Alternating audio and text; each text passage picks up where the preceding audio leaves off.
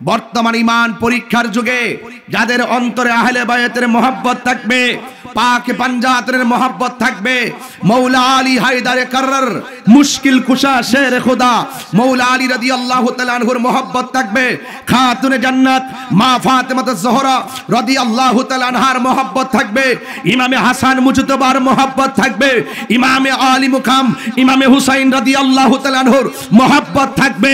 তখন মনে করো তোমার ডানে এক কালো ছায়া আসতে পারে, তোমার বামে একটা কালো ছায়া আসতে পারে, তোমার সামনে একটা কালো ছায়া আসতে পারে, তোমার পিছনে একটা কালো ছায়া আসতে পারে। এই প্রলোভন দেখিয়ে টাকা দিয়ে তোমার ঈমানকে হরণ করার জন্য চেষ্টা করতে পারে। মনে রেখো রংপুরবাসী, দিনাজপুরবাসী, নীলফামারীবাসী, সৈয়দপুরবাসী যারা এসেছেন, আহলে বায়াতের মহব্বত যার অন্তরে থাকবে, টাকা দিয়ে পয়সা দিয়ে হুমকি দিয়ে ধমকি দিয়ে ঈমানকে কেউ কিনতে পারবে না। কথা বলেন ঠিক?